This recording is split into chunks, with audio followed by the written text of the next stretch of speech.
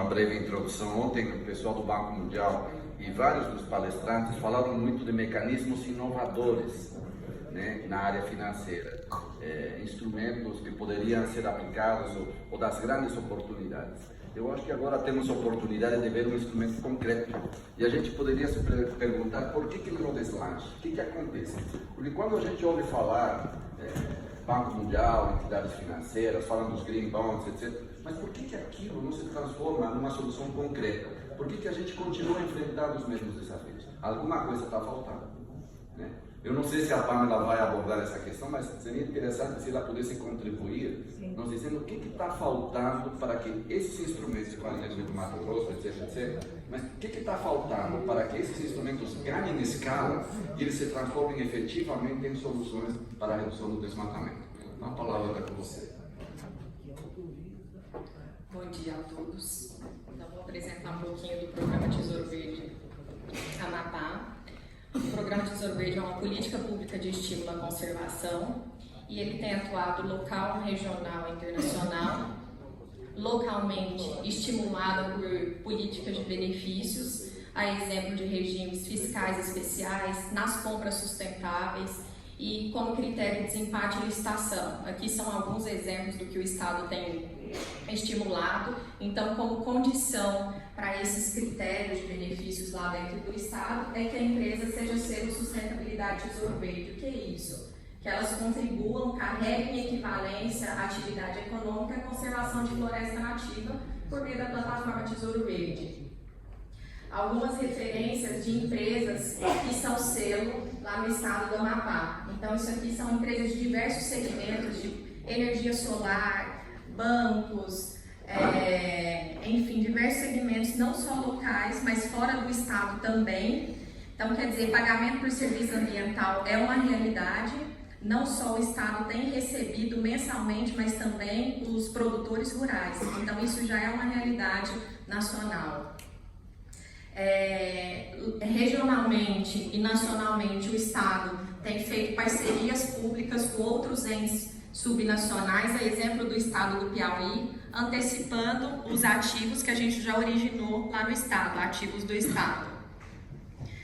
Internacionalmente, com parcerias como o CARB, então o Tesouro Verde está cadastrado no CARB como uma alternativa para compensação e conservação de florestas nativas. Parceria com a Unido a gente já estabeleceu, que é o braço industrial da ONU, e eu vou abordar um pouquinho mais para frente do que a gente já construiu a título de investimento. Bom, o GCF, o Banco Mundial e a Bolsa de Luxemburgo, a gente tem trabalhado no espelho do Fundo de Investimento Tesouro Verde. E o eixo central do programa é a conservação de floresta nativa, que é um instrumento financeiro, é um ativo financeiro de origem ambiental, e o instrumento é a unidade de crédito de sustentabilidade, que é o crédito de floresta. O impacto direto ambiental, seguindo o Acordo de Paris, é a manutenção dos reservatórios de floresta, e o impacto direto no patrimônio financeiro do Estado, que já está contabilizado como ativo financeiro, é um bem público. Então, conservação de floresta é um bem público e já está na contabilidade pública. Em relação à governança do programa Tesouro Verde, nós dividimos aqui na parte de originação, comercialização e na aplicação de recursos. Na parte de originação, nós temos diversas verificadoras independentes. Uma delas é a Unesp, que é uma das maiores entidades científicas na parte de inventário florestal, de carbono florestal. A Ernst Young, que é uma Big Four, uma auditora independente, que fez a verificação do estoque de ativo do primeiro lote que a gente fez do parque lá do estado do Amapá, o parque do Iratapuru. Um outro instrumento de verificação é a CETIP, que é o braço da Bolsa de Valores do Brasil, e a custódia jurídica, que é feita em Londres. E aí se tem o crédito de floresta originário, disponível na plataforma Tesouro Verde para comercialização.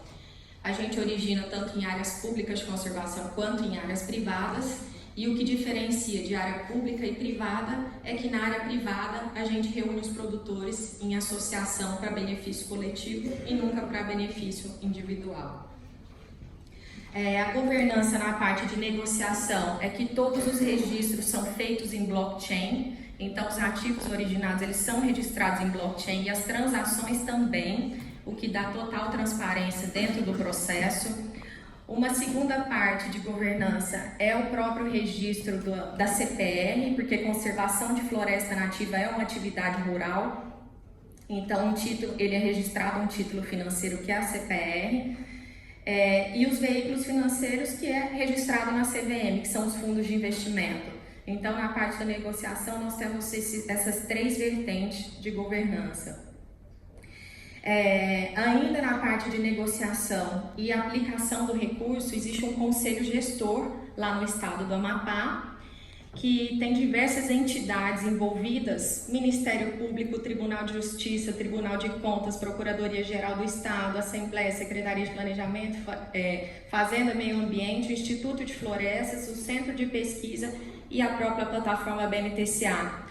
Então, todos esses membros do Conselho Gestor têm acesso às negociações da plataforma. Então, tudo que foi comercializado, para onde que foi o recurso, que documento que foi recebido para cada um desses consumidores, de onde saíram os ativos que atendeu a cada um desses selos. Então, tudo isso dá governança e transparência para todo o processo. Em relação ao mercado, o que já tem estruturado? Então, o estado do Amapá já tem um fundo de investimento, que é o Fundo Tesouro Verde, registrado na CVM, que já tem 300 milhões de ativos incorporados nesse fundo. Então, está registrado na CVM, já apto para negociação. E também a gente já está em fase de registro, que foi esse primeiro inventário do estado, está em fase de registro na CETIB, B3, de 4 bilhões de ativos de crédito de floresta, que é essa primeira safra do estado. Então, aqui a demonstração do registro do fundo de investimento, que é o Tesouro Verde, na CVM, Central de Valores Imobiliários do Brasil, e aqui a cédula da CPR dos 4 bilhões, que é a primeira safra do Parque Iratapuru do Estado, que está disponível para viabilizar outras políticas em todos os estados. O que o mercado tem utilizado, isso já é reconhecido, um mercado especialmente nacional e internacional, como operação financeira, que é o que a gente tem feito com a Unido. A gente fez um roadshow em diversos bancos nacionais e internacionais também, que é Banco do Brasil, especialmente o Banpará, que está bem avançado as negociações e até pela parceria com o próprio consórcio, ser um banco da Amazônia, BNB, BRB e Banco do Brasil entrando nessas operações financeiras de investimento para desenvolvimento local, como o próprio Porto do Estado do Amapá, a questão do saneamento, entrando a cota do fundo com esses ativos como colateral. Então, esse é um grande avanço aí dentro do programa Tesouro Verde, como garantia para licitação do Estado. Então, a cota desse fundo com os ativos ambientais também tem servido para esse tipo de operação. Isso aconteceu uma consulta no Estado do Pará.